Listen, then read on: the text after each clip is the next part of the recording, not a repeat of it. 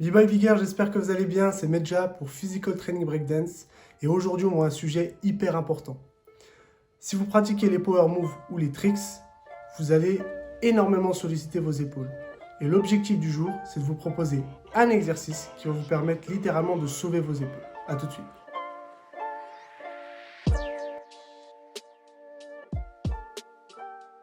Notre discipline, elle sollicite énormément les épaules. Donc, en fait, on l'a vu, que ce soit à travers les power moves ou à travers les tricks, on est sans cesse en train d'utiliser l'articulation de l'épaule. Le problème, c'est qu'on a très peu de connaissances sur les conséquences qu'ont le break sur le corps. C'est-à-dire qu'on n'a aucun professionnel du sport, enfin en tout cas, il y en a très peu et il n'y a pas encore suffisamment d'études sur le sujet pour dire que voilà, on sait que le break cause telle pathologie. On est encore incapable d'affirmer ça.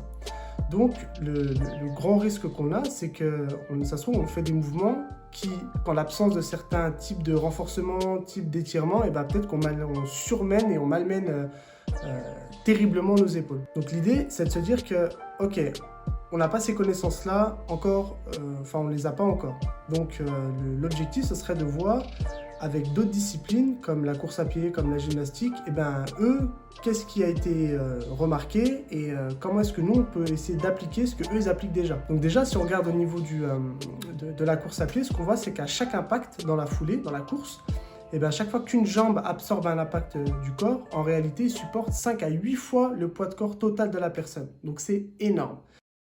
Et on voit que sur des personnes qui sont légèrement en surpoids ou en surpoids, et ben, ces impacts-là, ils sont des conséquences assez néfastes sur les genoux. Donc on retrouve beaucoup de pathologies au niveau des genoux, parfois au niveau des hanches, parfois même au niveau du dos et au niveau des chevilles.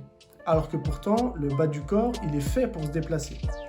Donc on peut facilement faire le lien avec, ok, eux, il y a ces conséquences-là. Et nous, dans le break, on voit qu'avec les power moves, notamment par exemple la vrille, on vient atterrir sur un bras, on peut se rapprocher quand même de l'impact qu'on a sur la course à pied.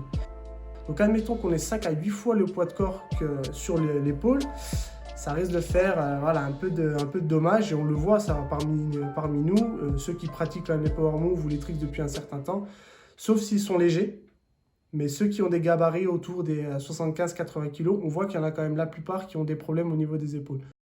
Surtout ceux qui sont à haut niveau. Je ne parle pas de ceux qui font ça en loisir 2-3 fois par semaine, non, je parle de ceux qui veulent vraiment progresser et qui ont vraiment des objectifs de performance derrière.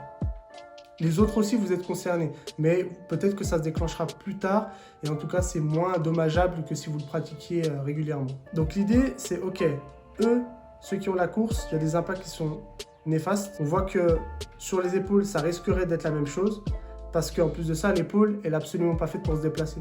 Elle n'est pas faite pour avoir des contraintes aussi importantes. L'épaule, c'est une articulation plus de motricité fine. Donc on est sur des actions assez précises à devoir faire. Okay, on est plus proche du peintre que du break au final sur l'utilisation de l'épaule. Donc c'est là où ça peut être très compliqué si on ne met pas en place derrière de la préparation physique, que ce soit au niveau du renforcement, au niveau des étirements. Donc ce constat, il n'a absolument pas pour vocation de vous faire arrêter les power moves, d'arrêter les tricks ou même le break, hein, pas du tout. Peu importe le sport que vous pratiquez, si vous le pratiquez à haut niveau ou avec une haute intensité, les effets seront tout autant délétères. Ce qu'il faut juste se dire, c'est que, ok, il y a peut-être des effets qui sont dommageables, et encore, c'est pas prouvé, mais il y en a peut-être qui sont dommageables. En tout cas, on voit autour de nous que ceux qui font des power moves ou des tricks ont régulièrement des soucis au niveau des épaules. Donc, qu'est-ce qu'on peut mettre en place pour contrecarrer ça? Okay, c'est plus ça l'idée, c'est pas j'arrête de faire ça, c'est plutôt ok, je veux le faire, je compte pas arrêter, mais qu'est-ce que je peux mettre en place pour me permettre de tenir le plus longtemps possible et en bonne santé? Et bien ça, il y a deux personnes qui ont popularisé un mouvement qui vient justement parfaitement solutionner notre problème. Ces deux personnes, donc la première c'est John McKirsch, donc, qui est un expert en chirurgie, notamment autour de l'épaule, qui a écrit un bouquin depuis quelques années qui est souvent réédité, et où lui il parle des douleurs liées aux épaules, shoulder pain. Et lui, c'est tout l'objectif de son ouvrage, c'est de parler de la suspension, donc le fait de suspendre à n'importe quoi, donc avec les jambes dans le vide, et bien selon lui, ça préviendrait les 3/4 des opérations qui sont liées aux épaules. Ça veut dire que 3/4 des personnes qui se font opérer de l'épaule auraient pu éviter cette opération-là s'ils avaient pratiqué la suspension. Non sportif ou sportif confondu. Donc ça doit nous alerter. Ça doit nous dire, ok, peut-être que ce qu'on fait aujourd'hui, peut-être les blessures qu'on a aujourd'hui, c'est parce qu'on n'utilise pas l'épaule dans sa fonction primaire. Donc, si je l'utilise dans sa fonction primaire coupler à ce que je fais déjà, peut-être que ça peut contrecarrer un petit peu l'effet et du coup me permettre de tenir un peu plus longtemps. Et donc c'est ce que lui il a postulé, c'est ce que lui il a prouvé et il fait que rééditer son livre. Donc moi je vous invite fortement à aller le consulter. C'est en anglais malheureusement, mais il est quand même relativement court, donc ça devrait être plutôt digeste. Ou sinon vous prenez un traducteur et ça va plutôt vite. Vous pouvez sélectionner juste les passages qui vous intéressent. La deuxième personne à avoir popularisé ce mouvement-là, c'est Ido Portal. Je vous en ai déjà parlé, c'est un coach qui est quand même plutôt connu, notamment pour avoir fait la préparation physique de Conor McGregor, le jour où il a gagné son combat là, en quelques secondes. Et du coup lui il s'intéresse vachement au mouvement. Il a plus de 20 ans de capoeira derrière lui et il a pratiqué autour des plus grands maîtres du monde, que ce soit des maîtres de l'équilibre, des maîtres du kung-fu. Enfin voilà, il a essayé de se populariser, il a essayé de se diversifier un maximum. Et lui, il a trouvé que le travail autour des épaules pouvait être très sollicitant sur ce qu'on trouvait de manière générale dans toutes les pratiques. Et il arrivait à contrecarrer ça à travers le travail de suspension. Et donc ce que je vais vous présenter aujourd'hui, c'est un protocole qu'il a mis au point qui dure 7 minutes maximum et qui, si vous l'appliquez, va énormément sauver vos épaules, à condition d'y coupler derrière un travail de renforcement. Et ce travail de renforcement, je vous en ai déjà parlé, c'est sur l'article Sauver vos épaules, où je vous dresse tout un tas d'exercices que vous devez faire et avec les bonnes charges que vous devez mettre au cas par cas en fonction de votre poids, etc. Donc si vous voulez aller voir, je vous mets le lien directement dans la description. Donc juste avant de passer au protocole qui sera directement en vidéo, que vous pourrez voir directement, il y a deux petites choses à connaître. Dans la suspension, ou le hanging, si jamais vous voulez regarder un petit peu ce que ça donne en anglais, il y a une suspension passive et une suspension active. La suspension passive, c'est le simple fait de se tenir à une barre et d'avoir complètement les épaules relâchées. Et la suspension active, c'est le fait de venir, tac, caler les épaules ici, et du coup on a les épaules qui sont décollées des oreilles. Okay, donc suspension passive, je suis complètement relâché, les omoplates sont un peu écartées sur le côté. Suspension active, hop, je viens tout resserrer derrière et être dynamique. Donc vous allez avoir besoin de ça pour connaître la suite. Donc au niveau du protocole, on l'a en 3 parties.